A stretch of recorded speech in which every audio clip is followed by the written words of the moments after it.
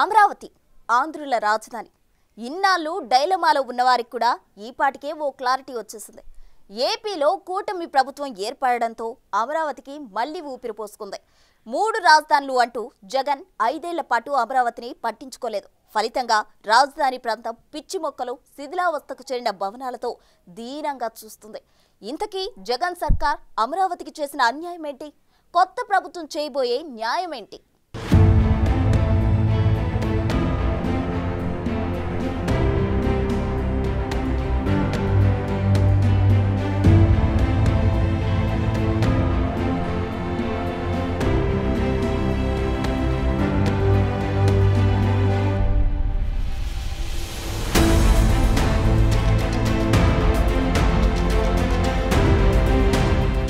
మాహిష్మతి ఊపిరి పీల్చుకో, నా కొడుకొచ్చాడు.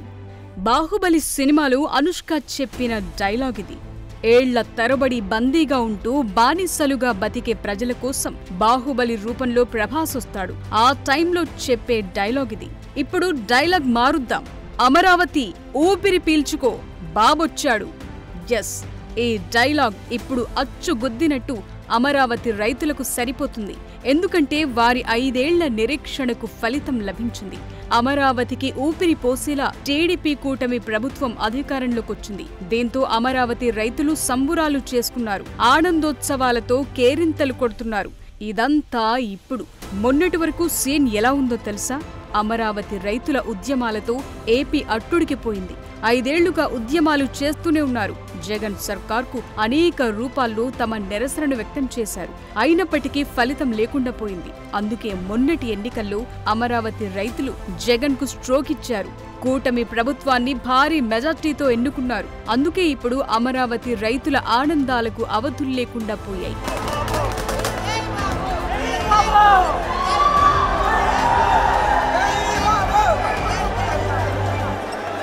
ఇంతకీ ఈ 5 ఏళ్లు అమరావతిలో ఏం జరిగిందో ఒక్కసారి బ్రీఫ్గా తెలుసుకుందాం. 2014లో చంద్రబాబు ప్రభుత్వం అందరి ఆమోదంతో అమరావతి రాజధానికి ఆమోద ముద్ర వేసింది. నాడు విపక్ష నేతగా ఉన్న జగన్ సైతం మద్దతు తెలిపారు. అదే సమయంలో రైతులు స్వచ్ఛందంగా ముందుకొచ్చి 33,000 ఎకరాలను అమరావతి రాజధానికి అప్పగించారు. ఆ తరువాత పనులు మొదలయ్యాయి. చంద్రబాబు విజన్ ప్రకారం కాంట్రాక్టు సంస్థలు నిర్మాణాలు చేస్తూనే ఉన్నాయి. ఈలోగా 5 ఏళ్ల చంద్రబాబు పాలన ముగిసింది. 2019లో జరిగిన ఎన్నికల్లో జగన్ విజయం సాధించారు. 3 రాజధానులు తెరపైకి తెచ్చారు. అప్పటి నుంచి అమరావతి ఉద్యమం ఎగసిపడింది. పతాక స్థాయికి చేరింది. అన్ని రాజకీయ పక్షాలు అమరావతికి మద్దతు తెలిపాయి. అయినా సరే వైసీపీ ఎక్కడా వెనక్కు తగ్గలేదు. మంత్రులైతే అమరావతిని శ్మశానంతో పోల్చారు. దీంతో అమరావతి రైతులు తల్లడిల్లిపోయారు. అమరావతి టు తిరుపతి, అమరావతి టు అరసవెల్లి దేవస్థానాలకు పాదయాత్రలు చేశారు. అప్పుడు కూడా వారిని వైసీపీ సర్కారు ఎన్నో ఇబ్బందులకు గురి చేసిందన్న ఆరోపణలున్నాయి. సుప్రీంకోర్టులో అమరావతిపై అభ్యంతరాలు వ్యక్తం కావడంతో 3 రాజధానుల అంశాన్ని ఉపసంహరించుకున్నారు. కానీ ఈసారి అధికారంలోకి వస్తే విశాఖలో ప్రమాణ స్వీకారం చేసి పాలన ప్రారంభిస్తారని జగన్ శపథం చేశారు. ఈలోగా మళ్లీ ఎన్నికలు రావటం, ఈసారి కూటమి ప్రభుత్వం ఏర్పడటం జరిగింది. దాంతో అమరావతి మళ్లీ ఊపిరి పీల్చుకుంది. ఇంతకీ వైసీపీ పాలనలో అమరావతికి జరిగిన అన్యాయమేంటి? ఇప్పుడు బాబు ప్రభుత్వం చేయబోయే న్యాయమేంటి? అమరావతి ఇప్పుడెలా ఉంది? బిగ్ టీవీ మీకు ఎక్స్క్లూసివ్ గ్రౌండ్ రిపోర్ట్ను అందిస్తోంది.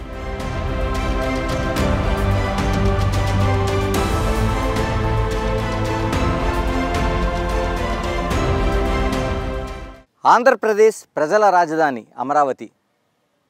1,00,000 కోట్లకు పైగా వ్యయం. కేవలం సీడీ క్యాపిటల్కే 4,000 కోట్లు. 270 చదరపు కిలోమీటర్ల విస్తీర్ణం. 530 చదరపు గజాల భూసేకరణ. 2014 రాష్ట్ర విభజన తర్వాత చంద్రబాబు ఆలోచన, మోదీ శిలాఫలకం, వీటన్నిటి మధ్య ప్రభుత్వం మారిన తర్వాత జగన్ 3 రాజధానుల ప్రకటన పూర్తిగా ఈ ఆలోచనలు రాజకీయాల మధ్య నలిగిపోయేలా చేసింది. ఇప్పుడు అమరావతి ఎలా ఉంది? ఆ నిర్మాణాలు ఎలా ఉన్నాయి? చేసిన నిర్మాణాలు శిథిలావస్థకు చేరాయా? పూర్తి స్థాయిలో నిర్మాణాలు జరగడానికి ఎంతకాలం పడుతుంది? ఆంధ్రప్రదేశ్లో ప్రభుత్వం మారిన తర్వాత ఏ విధంగా ఉండబోతుంది? ఎలాంటి పరిణామాలు చోటు చేసుకోబోతున్నాయి? అక్కడ ప్రజలేమంటున్నారు?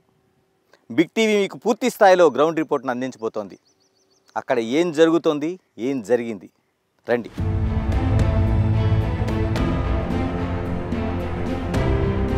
సీడ్ క్యాపిటల్ ఇది అమరావతికి హార్ట్ అని చెప్పుకోవచ్చు. ఎందుకంటే ఇందులోనే ప్రధానమైన భవనాలన్నీ కూడా ఉంటాయి. దాదాపుగా 1575 ఎకరాల్లో 1284 కోట్లతో రోడ్లు, విద్యుత్, డ్రైనేజీ లాంటి అనేక సదుపాయాలు కల్పించారు. అందుకు కనెక్టివిటీగా 16 కిలోమీటర్ల పొడవున 150 అడుగుల వెడల్పుతో రోడ్డును నిర్మించారు. జగన్ ప్రభుత్వం రావటానికి ముందే 8 కిలోమీటర్ల మేర బ్యూటిఫికేషన్ పనులు కూడా పూర్తయ్యాయి.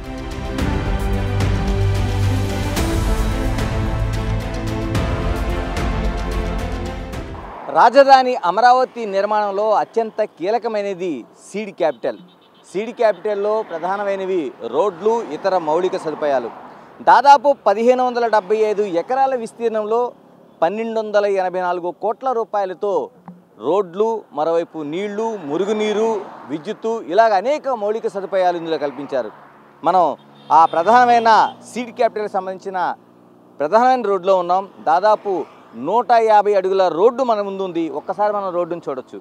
ఈ ప్రధానమైన రోడ్డును చూస్తే ఒకవైపు మనకి 3 విభాగాలుగా 3 లేన్లుగా మనకి రోడ్డు కనిపిస్తోంది, మనం చూడొచ్చు. మరోవైపు మనకి రైట్ వైపున కనిపిస్తున్నది మురుగు నీరు పారే ప్రధానమైన మార్గాన్ని అక్కడ ఏర్పాటు చేయబోతున్నారు. అంటే దాదాపు ఇప్పుడు 5 ఏళ్లుగా ఈ ప్రాంతం ఎటువంటి అభివృద్ధి నోచుకోకపోవడంతో ఆ రోజున 2014 నుంచి 19 వరకు జరిగిన అభివృద్ధి మాత్రమే మనకి ఇక్కడ కనిపిస్తోంది. ఆ తర్వాత ఎటువంటి పనులు జరగకపోవడం వల్ల ఇప్పుడు మనకి పూర్తిగా ముళ్ళ కంపలతోనూ పొదలతోనూ నిండిపోయిన పరిస్థితి అక్కడ మురుగు కాలువలకు సంబంధించి కనిపిస్తోంది. ఇక మనం ఈ రోడ్డుకు సంబంధించిన 3 లేన్లలో ఉన్న మనం ఒక్కసారి చూడొచ్చు. నేను ప్రధానమైన రోడ్డుని మార్గాన్ని దాటుతూ ఉన్నాను, మనం చూస్తున్నాం. ఇక్కడ నుంచి అంటే ఎంత విస్తీర్ణం అంటే దాదాపు మనకి 16 కిలోమీటర్ల పొడవున ఈ రోడ్డు మనకి కనిపిస్తుంది. ప్రధానమైన మార్గంగా మనకి కనిపిస్తుంది. దాదాపు 8 కిలోమీటర్ల మేర బ్యూటిఫికేషన్ కనిపిస్తుంది. అంటే దాదాపు 150 అడుగుల రోడ్డు ఒక ప్రధాన రోడ్డుకి అనుసంధానంగా అటు ఇటు మొత్తం క్యాపిటల్ నిర్మాణం జరుగుతుంది. మనం చూస్తున్నాం. ఈ రోడ్డుతో పాటు ఎలక్ట్రికల్ డెక్ అనేది మనం చూస్తున్నాం. మన కెమెరా పర్సన్ మీకు చూపించబోతున్నారు, సంతోష్ చూపించబోతున్నారు, మనం చూస్తున్నాం. ఈ డెక్ రూపం మనకు కనిపిస్తున్నది. అంటే ఇది దీంట్లోంచి అంటే ఈ రోడ్డు మార్గం ఇలా ఉండగానే ఈ రోడ్డు మార్గం ఇక్కడ మనకు కనిపిస్తుంది. ఈ రోడ్డు మార్గం ఇక్కడ నుంచి ఈ రోడ్డు మార్గం కనిపించిన తర్వాత ఇక్కడ నుంచి అంటే 150 అడుగుల రోడ్డు దాటిన తర్వాత ఈ కిందికి అంటే అటువైపు ఏమో ఒక మురుగునీరు పారే వ్యవస్థ ఉంటుంది. ఈ రైట్ సైడ్కి ఎలక్ట్రికల్ డెక్ అనేది ఇక్కడ ఉంటుంది. దీన్ని నేను వెళ్తున్న ప్రాంతం ఇక్కడ డెక్ మనకు కనిపిస్తోంది. ఈ ప్రాంతం అంతా ఒక డెక్ ప్రాంతం. అంటే దీని కింద నుంచే మొత్తం వ్యవస్థ అంతా అంటే విద్యుత్తు లైన్లు కావచ్చు, మిగతా కావచ్చు, వెళ్ళే పరిస్థితి అంతా మనకు కనిపిస్తుంది ఇందులోంచి. అంటే ఎప్పటికప్పుడు రోడ్లు తవ్వి చేసే పరిస్థితి కంటే దీని నుంచి పూర్తిగా వైర్లు కావచ్చు, లేకపోతే కేబుల్స్ కావచ్చు, ఇలాగా ఫైబర్ నెట్వర్క్ కావచ్చు, ఇలాగ అనేక వ్యవస్థలని ఈ రోడ్డు పక్క నుంచి వెళ్ళేలాగా ఎప్పటికప్పుడు మార్పు చేసుకునేలాగా ఉంటాయి.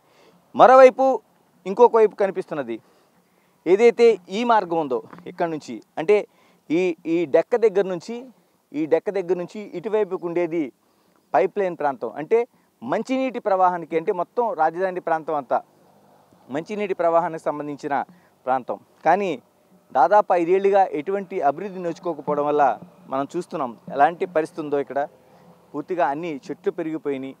ఆ రోజు చేసిన స్వరూపం ఎక్కడా కనిపించడం లేదు. ఇది సీడ్ క్యాపిటల్లో ప్రధానమైన ఒక మౌలిక సదుపాయాలకు సంబంధించిన దుస్థితి ఇది. సీడ్ క్యాపిటల్లో ప్రధానమైన రోడ్డును చూశారుగా, ఇప్పుడు దానికి ఆనుకుని ఉన్న లింక్ రోడ్లను చూద్దాం. ఆ రోడ్లన్నీ కూడా మెయింటెనెన్స్ లేకపోవడంతో పగుళ్ళొచ్చాయి. అమరావతిలో ప్రధానమైనది రోడ్ల నిర్మాణం. అంటే 150 అడుగుల ప్రధానమైన రోడ్డుకు అనుసంధానంగా అనేక రోడ్లు ప్రయాణం చేస్తాయి. మనకు కనిపిస్తున్న రోడ్డు చూడొచ్చు. ఇది కూడా దాదాపుగా ఒక 60 అడుగుల రోడ్డు. కానీ అటు ఇటు ముళ్ళ కంపలు పెరిగిపోవడం వల్ల పూర్తిగా ఆ రోడ్డు అంతా కుంచుకుపోయింది. మరోవైపు ఎండకు ఎండి వానకు తడవడం వల్ల రోడ్లన్నీ అంటే వేల కోట్ల రూపాయలు ఖర్చు చేసి ఉంచిన రోడ్లన్నీ ఒక్కసారి చూడొచ్చు. మనం ఏ విధంగా ఈ రోడ్లన్నీ అయిపోయినాయి చూడొచ్చు. అంటే బేటల వారి కిందకు వెళ్ళిపోతున్న ఆ పరిస్థితి అయితే మనకు కనిపిస్తుంది. మనం చూడొచ్చు ఈ అంటే పూర్తిగా ఏదో భూకంపం వచ్చినప్పుడు రోడ్లన్నీ బేటలు వారినట్టుగా మనకి ఈ ఆనవాళ్ళన్నీ కనిపిస్తున్నాయి. అంటే నిర్మాణం జరిగిన తర్వాత 5 ఏళ్ల పాటు ఉపయోగం లేకుండా పోయినాయి. మరోవైపు ఎండకి ఎండి వానకు తడిచి ఎటువంటి మెయింటెనెన్స్ లేకపోవడం వల్ల ఈ రోడ్లన్నీ ఈ విధంగా అయిపోయినాయి.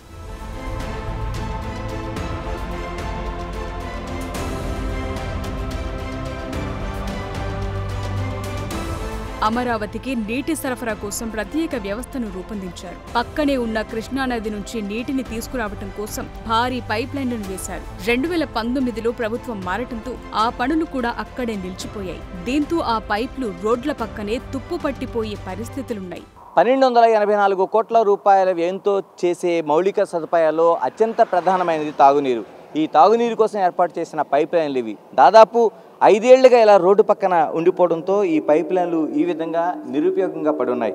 అంటే మొత్తం క్యాపిటల్ రీజియన్లో టోటల్గా నీటి సరఫరా అనేది చేయాలి కాబట్టి ఈ పైప్ లైన్లు ఏర్పాటు చేశారు. ఈ పైప్ లైన్లు చూడొచ్చు ఎంత పెద్దగా ఉన్నాయో చూడొచ్చు మనం. అంటే ఒక మనిషి ఇందులోంచి నడిచేంత దీంట్లోన అత్యంత స్ట్రాంగ్గా ఏర్పాటు చేసిన పైప్ లైన్లు ఇవి. వీటి ద్వారానే కృష్ణానది నుంచి పక్కనే ఉండే కృష్ణానది నుంచి ఇందులోకి నీళ్లు శుద్ధి చేసి మొత్తం ఈ క్యాపిటల్ రీజియన్ మొత్తం నీటి సరఫరాకు ఇటువంటి పైప్ లైన్లు ఏర్పాటు చేశారు. అయితే ఇవి ఈ రోడ్డుకి అటువైపుగా ఏర్పాటు చేసిన అవసరం ఉన్నా ఇప్పుడు పూర్తిగా పనులు నిలిచిపోవడంతో రోడ్డు పక్కన ఈ విధంగా శిథిలావస్థకు చేరడానికి సిద్ధంగా ఉన్నాయి.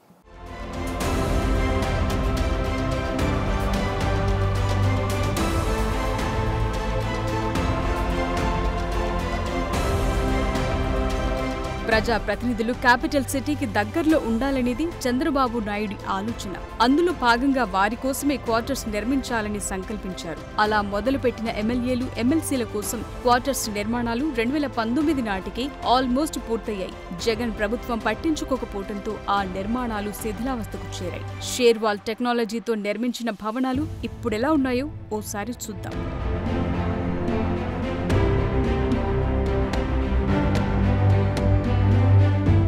రాజధాని నిర్మాణంలో మరొక కీలకమైన అంశం భవన నిర్మాణాలు. అధికారులు కావచ్చు, ప్రజాప్రతినిధులు కావచ్చు, లేకపోతే మిగతా స్టాఫ్ కావచ్చు. దీనికి దాదాపుగా 84.5 లక్షల చదరపు అడుగుల విస్తీర్ణంలో అనేక భవనాల నిర్మాణం జరుగుతుంది. దీనికి 2,923 కోట్ల రూపాయలను ఆనాటి ప్రభుత్వం ఖర్చు చేయడానికి సిద్ధమైంది. ఇందులో భాగంగానే నా వెనుక కనిపిస్తున్నది పూర్తి భవనాల నిర్మాణం, చాలా వరకు పూర్తయిన నిర్మాణాలు. నా కుడివైపున కనిపిస్తున్నది ఎమ్మెల్యేలు, ఎడం చేతి వైపు కనిపిస్తున్నది ఎమ్మెల్సీ భవనాలు. ఈ భవనాలు ఇప్పుడు ఏ పరిస్థితిలో ఉన్నాయో మీరు ఒక్కసారి చూడొచ్చు.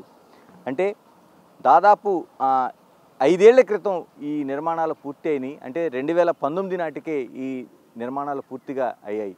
అంటే ప్రజాప్రతినిధులు రాజధాని నిర్మాణంలో భాగంగా ప్రజాప్రతినిధులు కూడా ఇక్కడే ఉండేలాగా ఒక క్వార్టర్స్ నిర్మాణానికి ఆనాటి ప్రభుత్వం సిద్ధమైంది. సిద్ధమవడంలో ఈ పూర్తిగా 8 అంతస్తుల భవనాలు మనకు కనిపిస్తున్నాయి. అంటే టవర్ల రూపంలో ఒక్కొక్కటి ఒక 10 టవర్లుగా 8 అంతస్తుల విస్తీర్ణంలో కనిపిస్తోంది. ఇప్పటి వరకు కూడా వీటికి ఎవరు పరిరక్షిస్తున్నారు, ఏం చేస్తున్నారని తెలియదు. కేవలం నిర్మాణాలు జరిగిన తర్వాత ఎటువంటి దీనికి సెక్యూరిటీ లేకుండా ఈ విధంగానే ఉండిపోయాయి. ఇలాంటి అనేక భవనాలు, పూర్తయిన భవనాలు, అసంపూర్తిగా ఉన్న భవనాలు, ఇంకా పూర్తిగా బేస్మెంట్లో ఉన్నవి అనేకం మనం ఈ రాజధానిలో చూడొచ్చు.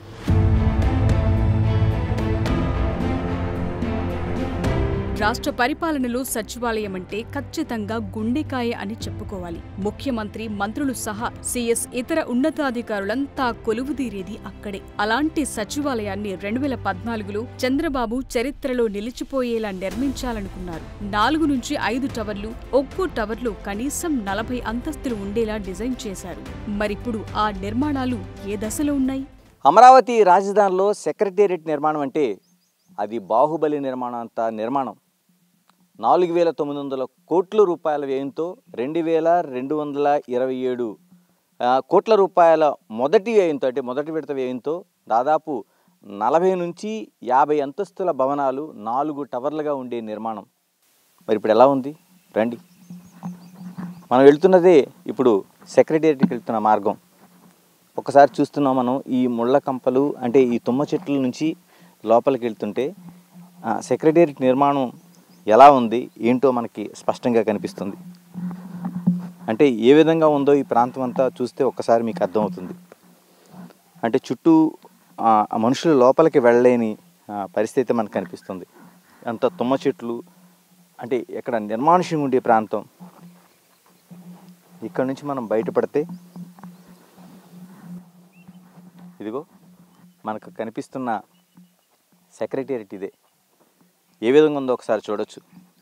అంటే 4 టవర్లుగా 40 నుంచి 50 అంతస్తుల నిర్మాణంలోన 4,900 కోట్ల రూపాయలతో జరిగే ఒక నిర్మాణం ఏ విధంగా ఉందో, ఏ పరిస్థితుల్లో ఉందో చూడొచ్చు.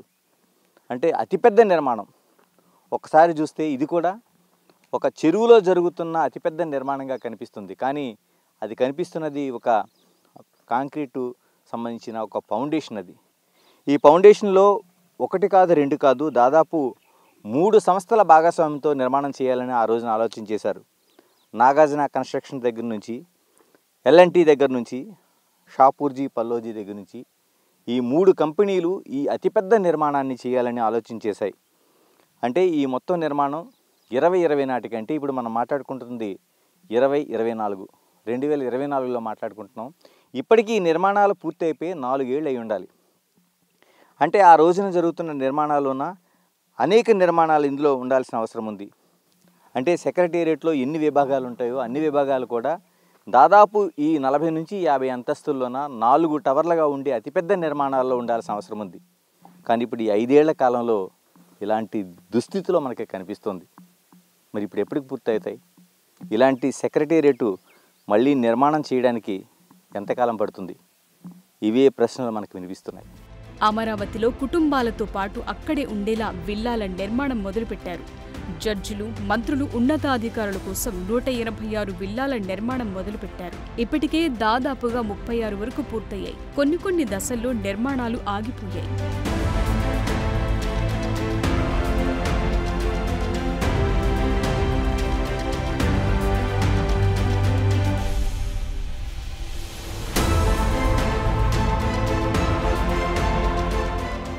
న్యాయ వ్యవస్థ, పరిపాలన వ్యవస్థ, ఈ రెండింటిలో అత్యంత కీలకంగా ఉండే న్యాయమూర్తులు కావచ్చు, మంత్రులు కావచ్చు, ప్రిన్సిపల్ సెక్రటరీలు వీడంతా అమరావతి నగరంలో ఉండేందుకు వాళ్ళకి విల్లాలు కట్టాలనేది ప్రభుత్వం ఆ రోజు ఆలోచన. అంటే కుటుంబాలతో పాటు ఇక్కడే ఉండడం వల్ల పరిపాలన సౌలభ్యం ఏర్పడుతుంది, వాళ్ళకు కూడా సౌకర్యంగా ఉంటుందనేది. దాదాపుగా 10.5 లక్షల చదరపు అడుగుల విస్తీర్ణంలో మొత్తం ఈ భవన నిర్మాణాలు అన్నీ జరిగాయి. మనం ఒక విల్లా దగ్గర ఉన్నాం. ఆ విల్లా దగ్గర భవనంలోంచి కూడా మొక్కలు మొలుస్తున్నట్టు కనిపిస్తున్నాయి. అంటే దాదాపుగా 526 కోట్ల రూపాయలకు పైగా వ్యయంతో ఈ నిర్మాణాలను ఇక్కడ చేపట్టారు. అంటే మొత్తం టోటల్గా చూసుకుంటే మంత్రులు కావచ్చు, లేకపోతే జడ్జిలు కావచ్చు, ప్రిన్సిపల్ సెక్రటరీలు కావచ్చు, వీళ్ళంతా కలిపి దాదాపు 186 మంది ఈ వ్యవస్థలో అత్యంత కీలకంగా ఉంటారు. కాబట్టి వీరందరికి సంబంధించిన భవనాలను ఇక్కడ ఏర్పాటు చేశారు.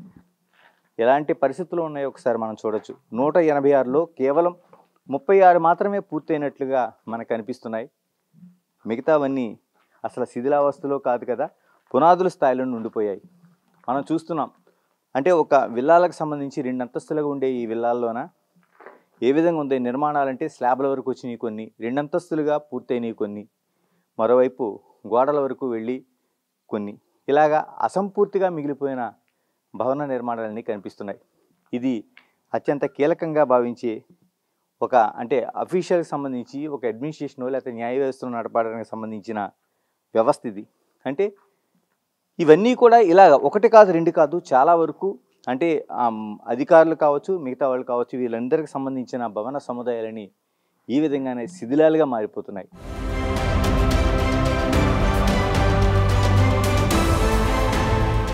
గెజిటెడ్ ఆఫీసర్లు నివాసముండేలా భారీ టవర్లు నిర్మించారు. 10-15 ఎకరాల విస్తీర్ణంలో ఆ నిర్మాణాలు జరిగాయి. చిన్న పనులు చేస్తే ఆ టవర్ల నిర్మాణాలు పూర్తయ్యేవి. కానీ జగన్ ప్రభుత్వం పట్టింపుల కారణంగానే ప్రజా సొమ్ము అలా నిరుపయోగంగా మారింది. పైగా ఆ భవనాల వద్దకు ఎవరూ వెళ్లకుండా సెక్యూరిటీని కూడా ఏర్పాటు చేశారు. 10 నుంచి 15 ఎకరాల విస్తీర్ణంలో అనేక టవర్ల రూపంలో ఇక్కడ ఈ భవన నిర్మాణాలని మనకు కనిపిస్తున్నాయి. మనం చూడొచ్చు. ఇవన్నీ కూడా దాదాపు 2019 నాటికే ఈ దశలో ఉన్నాయి. అంటే 2019లో ఎన్నికలు జరిగే నాటికి పూర్తిగా అన్ని టవర్లు పూర్తి అయిపోయి కేవలం లోపల ప్లంబింగు, ఎలక్ట్రిసిటీ ఏర్పాటు చేస్తే 4 రంగులు వేస్తే ఇవి పూర్తిగా అక్కడ నివాసానికి యోగ్యంగా ఉండే పరిస్థితి. కానీ ఇప్పుడు అవి లేవు. 2020 నాటికి పూర్తి అయిపోతాయి అనుకున్న ఈ భవనాలు ఇప్పుడు ఏ విధంగా ఉన్నాయో చూడొచ్చు. అంటే ఇవి ఇంకా షేర్వాల్ టెక్నాలజీలో తయారైనవి కాబట్టి ఈ విధంగా ఉన్నాయి. ఎల్ఎన్టీతో పాటు షాపు ఇలాంటి అనేక పెద్ద పెద్ద సంస్థలు ఈ భవనాలను ఏర్పాటు చేస్తే ఇప్పుడు 2019 నాటి నుంచి ఈ విధంగా తాళాలు వేసి ఇక్కడ పూర్తిగా గేట్లు ఏర్పాటు చేసి ఇక్కడ ఇన్ని సంవత్సరాలుగా ఒక సెక్యూరిటీని ఏర్పాటు చేసి ఉంచే పరిస్థితి అయితే మనకి కనిపిస్తోంది. అంటే ఒకే ఒక్క సంవత్సరంలో అంటే 19 నుంచి 20 నాటికి పూర్తిగా ఈ భవనాలన్నీ పూర్తయిపోయి లోపలికి నివాసానికి యోగ్యంగా ఉండేవి. కానీ ఇప్పుడు ఇన్ని సంవత్సరాలుగా అంటే 5 ఏళ్లుగా ఈ విధంగానే నిలిచిపోయి ఉన్నాయి. అంటే కాంట్రాక్టర్లు వచ్చి చూసి వెళ్తున్నారు. మరోవైపు ఇప్పుడు ప్రభుత్వం మారిన తర్వాత వీటి దశ మారుతుందనే ఒక ఆశాభావాన్ని వ్యక్తం చేస్తున్నారు. చూశారుగా, ఎటు చూసినా జ్ఞాపకాలు. చంద్రబాబు ప్రభుత్వానికి ఆనాడి మరో అవకాశం ఇచ్చి ఉంటే ఈ పాటికి ఆంధ్రుల రాజధానిగా అమరావతి చరిత్రకెక్కేది. రాజధాని లేని రాష్ట్రం అనే అపకీర్తి కూడా వచ్చి ఉండేది కాదు. చంద్రబాబు ప్రమాణ స్వీకారం చేసిన తరువాత అమరావతికి పునరుజ్జీవం పోయటంపై ప్రధానంగా దృష్టి సారించే అవకాశాలున్నాయి. ఇప్పటికీ అక్కడ చిన్న చిన్న పనులు కూడా మొదలయ్యాయి. ఏపీ హైకోర్టు శాశ్వత భవన నిర్మాణాలు ఎలా ఉన్నాయి?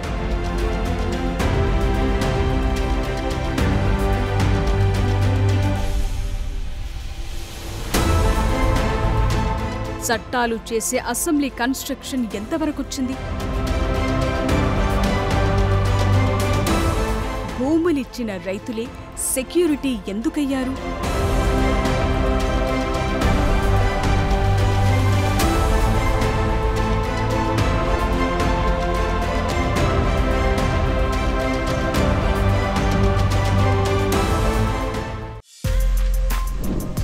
For more videos like this, subscribe Big TV channel.